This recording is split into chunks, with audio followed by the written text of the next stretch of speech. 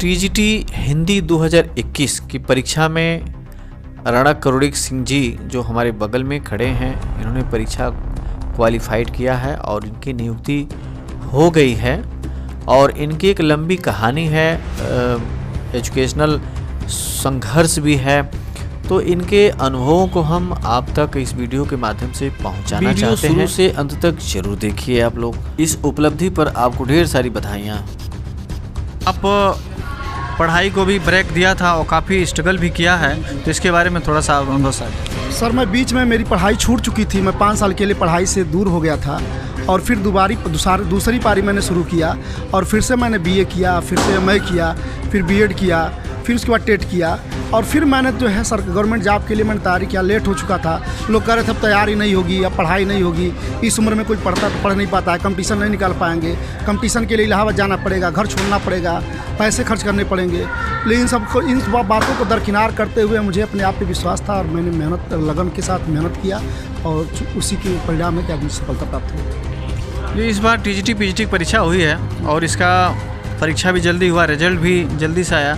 तो इसके बारे में क्या, जैसा कि पहले था 4-4, 5-5 साल लग जाते थे, तो इस परीक्षा प्रणाली के जो वर्तमान में हुआ है, जिसके माध्यम से आप हुए हैं, उसके बारे में क्या कहना चाहते हैं? सर देखिए, मैं इस गवर्नमेंट को, यूपी गवर्नमेंट को धन्यवाद देना चाहता हूं कि इन लोगों ने जो है पारदर्शिता के साथ परीक्षा कराया, कम समय में रिजल्ट दिया और कम समय में नियुक्ति दिया और कहीं कोई 1 रुपया भी नहीं लगा और अच्छी तरह से उन्होंने रिजल्ट दिया, पेपर अच्छा दिया, पेपर लीक नहीं हुआ, इसलिए परिणाम भी जल्दी आया और हम लोग को जो है जल्दी ज्वाइनिंग भी मिल गया। इसलिए बहुत बहुत धन्यवाद इन लोग को हम देंगे। सर, आपकी सफलता की जो मेन कुंजी है, हालांकि पीजी लेवल पर है, जाहिर सी बात है, बीएड करेंगे फिर आगे जाएंगे, तो सफलता का मूल मंत्र आपने क्या अपनाया था? मूल मंत्र सर मेरा एक ही था कि अपने को सिर्फ मेहनत करना है और अनुशासन के साथ, अनुशासन, संकल्प और समर्पण, ये 3 चीज़ों के साथ मुझे मेहनत करना था। उसी का परिणाम था कि आज मुझे सफलता प्राप्त हुई और मैं इन्हीं को लेकर के चलता हूँ। आज विदाई समारोह, जैसा कि मैं देखा हूँ कि ये बच्चों के आंखों से आंसू आ रहे हैं और काफ़ी लगाव था, आप जा रहे हैं। हालांकि आना जाना तो ये सृष्टि का नियम है, तो इन बच्चों के लिए आप एक क्या 2 शब्द कहना चाहते हैं? सर, मैं इन बच्चों से दूर नहीं हुआ हूँ, इस विद्यालय से दूर हुआ। बच्चों से तो मैं कभी दूर था ही नहीं, न रहूँगा। ये बच्चे आज मुझे कर रहे हैं। एक ज़रूर बात है कि मैं इनको फिजिकली यहाँ पे मिल नहीं पाऊँगा, अभी मैं यहाँ पे बच्चों से नहीं मिल पाऊँगा, लेकिन मैं बच्चों के लिए हमेशा, मैंने कहा कि उपलब्ध रहूँगा। और बच्चे हमारे हमेशा दिल में हैं। मैं हमेशा बच्चों के, मतलब बच्चे हमारे दिल में हैं। मैं बच्चों को उसी तरह से जैसे मैं था वैसे, मैं अपने आप को दूर नहीं मानता हूँ। ये ज़रूर है कि मैं यहाँ पे अब अध्यापन कार्य नहीं कर सकूँगा, लेकिन जो भी मेरे से सहयोग हो सकेगा, जो भी मार्गदर्शन बच्चों को हमारे माध्यम से मिलना होगा, वो मैं निश्चित रूप से जब भी मैं जहाँ भी रहूँगा इनके लिए मदद करता रहूँगा। सर, इसके पीछे अन्य किसी को क्रेडिट आप देना चाहते हैं? देखिए, मैं सबसे बड़ा क्रेडिट यहाँ के विद्यार्थियों को इसलिए दूंगा कि इनके लिए मैंने खुद अध्ययन किया और मैं अध्ययन करता था तो मेरा भी तैयारी होता था। मैं कहता था कि मैं पढ़ूंगा तो मेरा भी तैयारी होगी और इनके लिए पढ़ता था, इनको पढ़ाता था, मेरी भी होती थी और इसी का परिणाम है कि मुझे सफलता प्राप्त हुई। हालांकि आदमी का हौसला रुकता नहीं है, टीजीटी सिलेक्शन हुआ है, तो सर आगे भी अभी तैयारी, जाहिर सी बात है, आप काफ़ी लेबोरियस थे और आपका स्ट्रगल अभी, और क्या योजना है सर भविष्य में? सर, जीआईसी प्री हमने निकाल लिया है, जीआईसी का प्री निकाला है और असिस्टेंट प्रोफेसर के भी आंसर की जारी हुई है। तो मेरा सर टारगेट ये है असिस्टेंट प्रोफेसर बनना हमको सर, और उसके लिए मैं परीक्षा दे रहा हूँ और प्री आंसर की आया है।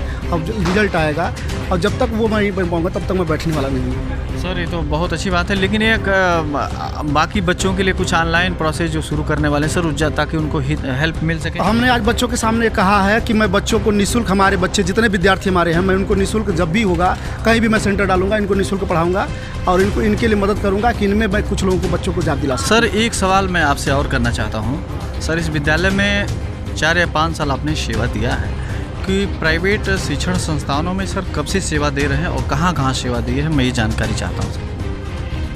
सर, मैं 1 साल जो है गोला डिग्री कॉलेज में, डॉक्टर साहब डिग्री कॉलेज में पढ़ाया हूँ और 8 सितंबर 2016 से 31 अक्टूबर 2021 तक बंसीचंद पीजी कॉलेज छिलवा में पढ़ाया हूँ। ये 6 साल की सेवा ये रही है और इसके पहले मैं 1 साल जो है केंद्रीय विद्यालय में बतौर जो है कॉन्टेक्चुअल शिक्षक करके पढ़ाया हूँ।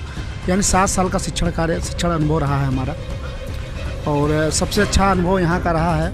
यहाँ के बड़े बच्चे थे, मैच्योर्ड बच्चे थे और बड़े बच्चों को पढ़ाने में जो है आत्मसंतुष्टि भी मिलती थी, मेहनत करते थे, आत्मसंतुष्टि मिलती थी। ये जो पेशा है टीचिंग का, इस क्षेत्र में आप आए और इस क्षेत्र में आने के बाद आप कैसा अपने आप को महसूस करते हैं? देखिए, मैं इसको सर्वोत्तम पेशा समझता हूँ, क्योंकि इसमें राष्ट्र की सेवा होती है और बच्चों का निर्माण होता है, और बच्चे ही जो है ये किसी भी राष्ट्र के भविष्य होते हैं। तो ये उत्तरदायित्व तो मिला है, इसमें बहुत ही आत्मसंतुष्टि मिलती है कि ये पेशा बहुत ही अच्छा है, क्योंकि हम इसमें जो है राष्ट्र निर्माण का कार्य करते हैं। सर, एक चीज़ बताइए, मैं जैसा कि सुना हूँ, हालांकि पूरी जानकारी नहीं है, आपके पिताजी आपका साथ छोड़ दिए और उस समय आपकी मुसीबत से आप संघर्ष किया और कैसे अपने आप को संभाला, थोड़ा सा अनुभव शेयर। सर, एक समय ऐसा था कि हमारे पास न जॉब था न कुछ काम था, और मैं जब पढ़ता था तो लोग मेरे पास पढ़ने के लिए या फॉर्म भरने के लिए पैसे नहीं थे। बीच में जब हमारे पिताजी 2011 में एक्सपायर हो गए, तो वो जो है एक बहुत बड़ी मुसीबत हमारे परिवार के ऊपर आई, हमारे ऊपर भी आई। और इसके पहले जो हमारे 2012 में हमारे जीजा जी भी एक्सपायर हो गए, जिनके वहाँ मैं रह करके काम करता था, ठीका पट्टी का काम करता था। तो इन सब चीज़ों से बड़ी दिक्कत हमको हुई, बड़ी उलझन हुई। फिर मैंने सोचा और मैं जो है ट्यूशन करना शुरू किया, कोचिंग पढ़ा करके। फिर अर्निंग प्लस लर्निंग का मेरा फार्मूला था कि कमाना भी है, पढ़ना भी है, दोनों साथ एक साथ करना कठिन था, लेकिन मैंने दोनों कार्यों को एक साथ किया और उसमें लगा रहा, और मैं शैक्षिक योग्यता भी प्राप्त करता रहा और आर्थिक उपलब्धि भी हासिल करता रहा। सर, एक प्रश्न और पूछना चाहूँगा, क्योंकि मेरे प्रश्न पूछने का मतलब ये है, कहीं न कहीं आपके इन जवाब से हमारे बहुत से ऐसे प्रतिभागी हैं, उनको एक ज्योति मिलेगा, एक प्रेरणा मिलेगा। सर, आपने पढ़ाई बीच में, इंटर के बाद आपने बीच में गैपिंग भी किया था क्या? जी सर, मैंने जो है इंटर करने के बाद 5 साल मैंने पढ़ाई छोड़ दिया था। कुछ परिस्थितियाँ ऐसी थी कि हमको घर छोड़ना पड़ा और हम रोजी रोज़गार के लिए यहाँ से महाराष्ट्र गए। वहाँ पर हमने प्राइवेट कार्य किए, ठीका पट्टी किए, तमाम कार्य किए, और कार्य करने के बाद फिर मैं दोबारा आया और फिर से मैंने जो है बीए किया, और बीए करने के बाद फिर मैंने पढ़ना शुरू किया। और जब पढ़ना शुरू किया तो मैंने फिर पीछे मुड़ के नहीं देखा।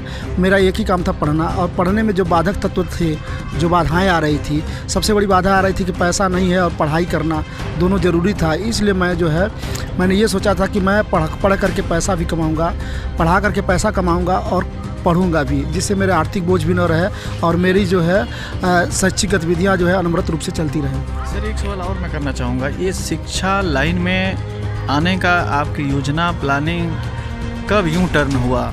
मैं सर जब KVS में केंद्रीय विद्यालय संगठन में एज ए शिक्षक, कंट्रेक्चुअल शिक्षक था, तो मेरे को लगा कि दुनिया का सबसे बड़ा, सबसे आदर्श कार्य जो है और सबसे सर्वोत्तम कार्य जो है वो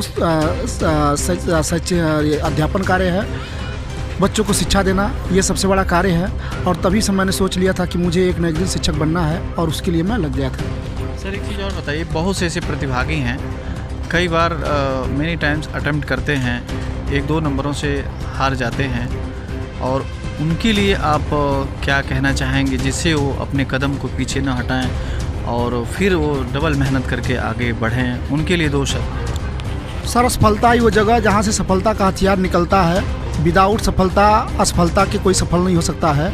और मैं मानता हूँ कि छोटे छोटे प्रयास एक दिन बड़े परिणाम में बदल जाते हैं, तो हमको प्रयास करते रहना चाहिए। और अगर असफल होते हैं तो हमको सोचना चाहिए कहीं ना कहीं हमारे प्रयास में कोई कमी रही है, जिस कारण हमें सफलता नहीं मिल पाई। कभी कभी ऐसा होता है कि व्यक्ति मंजिल के अंतिम पावदान पर पहुँच करके निराश होकर के वापस हो जाता है। मेरा मानना ये है कि हो सकता है अगली मंजिल में अगला कदम जो आपको है वो मंजिल तक पहुँचा दे। इसलिए न घबराने की ज़रूरत है और न असफलता से डरने की ज़रूरत है। आपको निरंतर अपने जो है प्रयासों को रखना है। सर, मैंने भी आपके साथ काम किया और आप भी हमारे साथ रहे, तो कैसा अनुभव रहा आपका? सर मदेशिया जी, मैं आपका जो अनुभव बताऊं कि आप जैसा इंसान होना बड़ा मुश्किल है, क्योंकि जो है आप जो है जिंदा दिल रहे, हमेशा मोटिवेट भी हमको करते रहे, सहयोग भी करते रहे, बच्चों के भी आप लोग हमेशा सहयोगी रहे।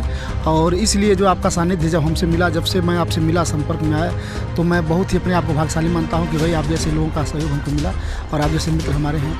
देखिए, ऐसे हालांकि सबका एक इंडिविजुअल डिफरेंसेस होता है, व्यक्तिगत भिन्नता होती है, लेकिन राणा करुणीक सिंह जब से मिले हमको लगा कि हम लोग बचपन से पले बढ़े हैं, क्योंकि इनकी स्थितियां और हमारी स्थितियां लगभग समान थी। लेकिन अंतर क्या था, इन्होंने सतत और डबल मेहनत से तैयारी किया है, जिसका परिणाम आज सामने है। दोस्तों, मैं कहना चाहता हूं कि इनकी जीवन प्रॉब्लम से जो आपको प्रेरणा मिलेगी, या सबको जो भी इस क्षेत्र में लगे हुए हैं, तो ये बहुत बड़ी उपलब्धि है और इनकी अभी भी सतत प्रयास जारी है, क्योंकि ये ना रुकेंगे ना झुकेंगे, बस आगे बढ़ेंगे।